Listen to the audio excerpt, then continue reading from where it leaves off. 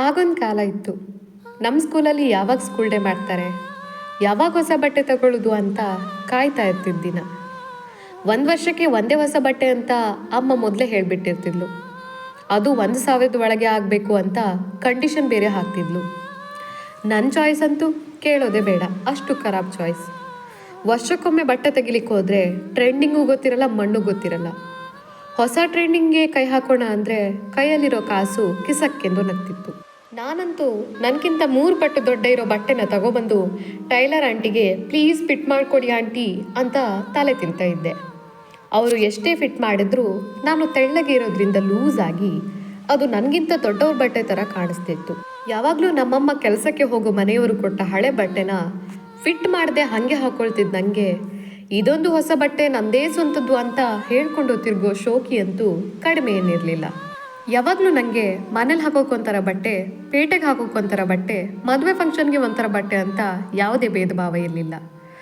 ವರ್ಷಕ್ಕೊಮ್ಮೆ ತೆಗೆದ ಅದೇ ಹೊಸ ಬಟ್ಟೆನ ಆ ಕಡೆ ಮದುವೆಗೂ ಹಾಕ್ಕೊಂಡು ಹೋಗೋದು, ಈ ಕಡೆ ಕಾಲೇಜ್ ಫಂಕ್ಷನ್ಗೂ ಅದೇ ಬಟ್ಟೆ, ಹಾಗೆ ಹಾಕಿ ಹಾಕಿ ಹಳೆದಾದ್ಮೇಲೆ ಅದೇ ಬಟ್ಟೆನ ಮನೇಲಿ ಡೈಲಿ ಹಾಕ್ಕೊಳ್ಳೋದು ನನಗೆ ವಿಚಿತ್ರ ಏನೂ ಅನ್ನಿಸ್ತಿರ್ಲಿಲ್ಲ. ಆವಾಗ ನನ್ನ ಬರ್ತ್ಡೇ ಬಂದು ಹೋದ್ಮೇಲೆ ನನ್ನ ಬರ್ತ್ಡೇ ಮುಗೀತಲ್ಲ ಅಂತ ನೆನಪಾಗ್ತಿತ್ತು. ಬರ್ತ್ಡೇಗೆ ಗಿಫ್ಟ್ ಕೊಡೋ ಕ್ಲೋಸ್ ಸಂಬಂಧಿಕರು ಇರಲಿಲ್ಲ, ಫ್ರೆಂಡ್ಸ್ ಅಂತೂ ಮೊದಲೇ ಇರಲಿಲ್ಲ. ಪ್ರೈಮರಿಯಿಂದ ಡಿಗ್ರಿ ತನಕ ಯೂನಿಫಾರ್ಮ್ ಹೊಂದಿರೋದ್ರಿಂದ ನಾವು ಬಚಾವು. ಇಲ್ಲಾಂದರೆ ನಮ್ಮ ಹತ್ರನೂ ತುಂಬ ಬಟ್ಟೆಗಳಿವೆ ಗುರು ಅಂತ ಕೊಟ್ಟಿರೋ ಬಿಲ್ಡಪ್ ಎಲ್ಲ ಹಾಳಾಗೋಗ್ತಿತ್ತು. ಮೊದಲಿಂದನೂ ಅಷ್ಟೇ, ನನಗೆ ಈ ಫ್ಯಾಷನ್ ಸೆನ್ಸ್ ಅನ್ನೋ ಪದದ ಅರ್ಥವೇ ಗೊತ್ತಿರಲಿಲ್ಲ. ಕೆಲವರಂತೂ ಡ್ರೆಸ್ಗೆ ಮ್ಯಾಚಿಂಗ್ ಜುಮ್ಕಿ, ಸರ, ಬಳೆನೆಲ್ಲ ತಗೊಳ್ತಿದ್ರು. ಇನ್ನು ಕೆಲವರು ಈ ಸರ ತುಂಬ ಇಷ್ಟ ಆಯಿತು ಅಂತ ಅದನ್ನು ತಗೊಂಡು ಅದಕ್ಕೆ ಮ್ಯಾಚಿಂಗ್ ಡ್ರೆಸ್ ಸೆಲೆಕ್ಟ್ ಮಾಡೋರ ನಡುವೆ ನಮ್ಮ ಹತ್ರ ಇರೋದು 3 ಮತ್ತೊಂದು ಡ್ರೆಸ್ಸು. ಇರೋದು 2 ಸರ, ಒಂದು ಚಿನ್ನದ ಕಲರು, ಇನ್ನೊಂದು ಬೆಳ್ಳಿ ಕಲರು. ಜುಮ್ಕಿ ಅಂತೂ ಹೋದ ವರ್ಷ ಜಾತ್ರೆಯಲ್ಲಿ ಎಲ್ಲ ಕಲರ್ ಮಿಕ್ಸ್ ಇದೆಯಾ ಅಂತ ನೋಡಿನೇ ತಗೊಂಡಿದ್ದು. ಲಿಪ್ಸ್ಟಿಕ್ ಇರೋದು ಒಂದೇ, ರೆಡ್ ಕಲರ್.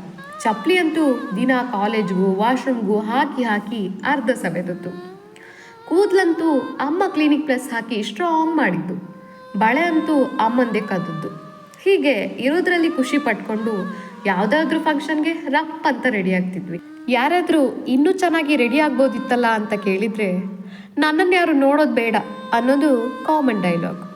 ಆದರೆ ಯಾರಾದರೂ ನೋಡಲಿ ಅಂತಾರೆ ತಾನೇ ನಮ್ಮ ಹತ್ರ ಇರೋ ಗುಜರಿ ಐಟಮ್ಸ್ನ ಯೂಸ್ ಮಾಡಿ ಹೀಗೆ ರೆಡಿಯಾಗಿದ್ದು ಅನ್ನೋದು ಯಾರಲ್ಲೂ ಹೇಳದೇ ಇರೋ ಕೈ ಸತ್ಯ. ಈಗಲೂ ಕಾಲ ಏನು ತುಂಬ ಬದಲಾಗಲಿಲ್ಲ. ಅದೇ ಸೇಮ್ ಮನಸ್ಥಿತಿ, ಅದೇ 3 ಮತ್ತೊಂದು ಬಟ್ಟೆ.